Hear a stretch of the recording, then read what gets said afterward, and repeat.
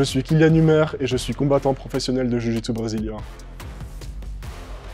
Mon parcours en quelques mots, j'ai fait 4 ans de basket à un niveau plutôt correct avant de me lasser un peu de ce sport et de me dire que je serais peut-être mieux à faire que de la musculation pendant un petit moment. C'est ce que j'ai fait, puis au bout d'un moment j'en ai eu marre, je me suis dit vas-y pourquoi pas essayer autre chose, le MMA. Et dans le MMA ce qui m'a plu c'était le sol, la lutte et du coup aujourd'hui c'est ce que je fais. Voilà. Ce qui m'a poussé vers le Jiu-Jitsu c'est que après cette phase musculation je me suis dit que je voulais être un peu plus complet et tester autre chose. Et en fait il y a un jour où j'ai réalisé qu'à chaque fois que j'allais à l'entraînement de MMA, je me disais dans ma tête, ah j'espère qu'aujourd'hui on va faire du sol, ah aujourd'hui j'espère qu'on va faire de la lutte. Et en fait, moi je fonctionne à la passion, je me suis dit bon bah si c'est ça qui me fait kiffer, il n'y a pas de question à se poser, c'est ça que je vais faire. Alors en termes de Jiu-Jitsu, mes principales influences, ça va être... en fait, ce que je prends de la compétition à haut niveau, c'est ce que je vois les meilleurs appliquer dans leur combat. Donc je m'embrouille pas le cerveau avec des techniques Instagram, c'est pas trop mon délire. Donc j'aurais envie de citer Gordon Ryan, Matej Szczecinski, en fait ces gars-là qui sont à la pointe de la technologie de ce qui se fait en grappling, et c'est ça que je vais prendre comme influence pour construire mon jeu.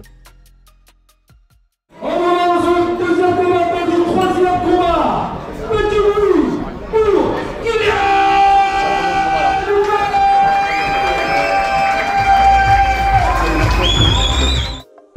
Pour ceux à qui ça parle, mon style de combat c'est majoritairement leg lock, l'attaque des jambes. Je suis très axé là-dessus, il y a beaucoup de ce que je fais qui vise à aller là-dessus.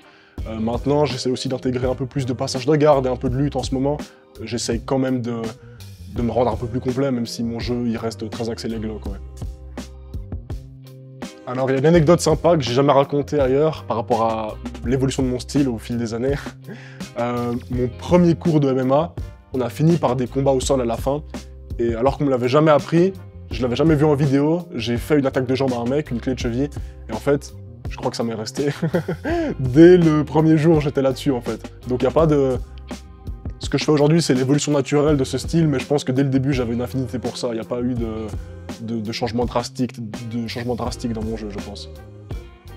Ok, un de mes combats qui me tient particulièrement à cœur, c'est très facile. Il y a ce combat que j'ai fait la première fois que je suis allé en Espagne pour mon Erasmus. J'ai participé au championnat d'Andalousie et j'ai affronté un type qui était lutteur professionnel, un mec de l'équipe espagnole de lutte, 100 kilos de muscles, un tueur, le mec debout imprenable. Et dans cette compétition, si tu commences au sol, tu perds un point tout de suite. Donc j'avais pas le choix, je devais lutter contre ce gars. Et pendant 5 minutes, j'ai souffert. Le gars, il m'écrasait le visage avec son épaule, il me jetait dans tous les sens. Dernière minute, je le chope dans une soumission à un étranglement en triangle, et à partir de là, le gars donne tout pour sortir, moi je donne tout pour le tenir, et en fait j'ai gagné sur le fil du rasoir, vraiment il restait je pense 8 secondes quand il a tapé, le mec était tout bleu et tout, et ça c'était je pense ma plus belle victoire en compétition. Ouvrir mon académie, ma structure, ouais je pense qu'à terme c'est presque certain que je le ferai. Avec un pote à moi, on disait qu'on ouvrirait une académie au Japon. Pourquoi pas? Après, en tout cas, enseigner, oui, je pense que après ma carrière de combattant, je passerai par là. Mais aujourd'hui, c'est pas ma priorité, donc chaque chose en son temps, je pense qu'il faut être dans le moment présent et j'ai des choses à faire aujourd'hui, on verra pour demain un autre jour. Pourquoi je combats? Parce que l'entraînement c'est bien, mais je pense que j'ai envie de me tester plus loin qu'à l'entraînement. Je sais pas si aujourd'hui j'ai pour ambition de devenir le meilleur, mais même si mon sport, je le fais que dans une optique sportive et pas dans une optique de self-défense ou même de MMA, ça m'intéresserait pas de le faire si c'était pas pour le tester en situation réelle dans la mesure de la compétition. Du coup, je pense que il y a plein de facteurs qui font que je combats, mais je le fais avant tout pour moi parce que j'aime ça profondément en fait. Même si c'est beaucoup de stress, beaucoup de défis, la compétition c'est quelque chose de magnifique au final. Et je le fais aussi pour ce qu'il y a à côté, les titres, les médailles, ces trucs-là aussi évidemment, mais avant tout pour moi je pense.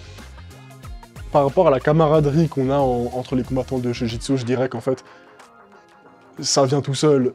On est là à se rouler dessus pendant des demi-heures et des heures entières, enfin je veux dire, si ça te rapproche pas, alors qu'est-ce qui le fera, tu vois? Enfin, Voilà, c'est on est tous amis aussi, ceux que tu as vus aujourd'hui, on est tous amis les uns avec les autres. Je veux dire, il n'y a pas de... Voilà, c'est comme ça, tu vois. Ça se fait naturellement, et puis c'est juste qu'on passe un bon moment tous ensemble, on se tire vers le haut, on s'entraîne ensemble, c'est cool, et puis ça ressort comme ça, je pense. Vivre du jiu-jitsu peut-être, vivre dans la compétition, certainement pas. C'est pas la compétition qui te paye assez pour en vivre. Si tu vis du jiu-jitsu, c'est que tu vis de tes sponsors, des cours que tu donnes, et de la compétition. C'est un ensemble comme ça.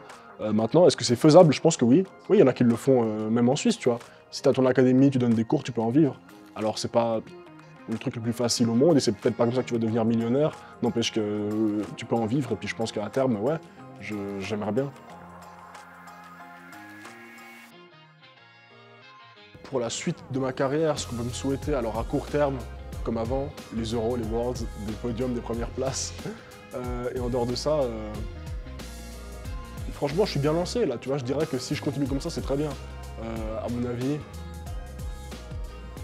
si je continue sur cette ligne, sur ce parcours, je peux aller loin, et c'est ça qui... De toute façon, je kiffe ce que je fais, plus que le résultat de ce que je fais.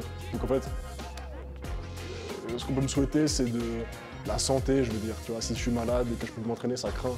En dehors de ça, tout va bien dans ma vie, tu vois, ça va. Je suis pas fan de One Piece, mais on dit que le One Piece, c'est peut-être les amis qu'on s'est fait en chemin, plutôt que le trésor à la fin. Et ben ça, je pense que c'est vrai. Voilà, en gros, ouais.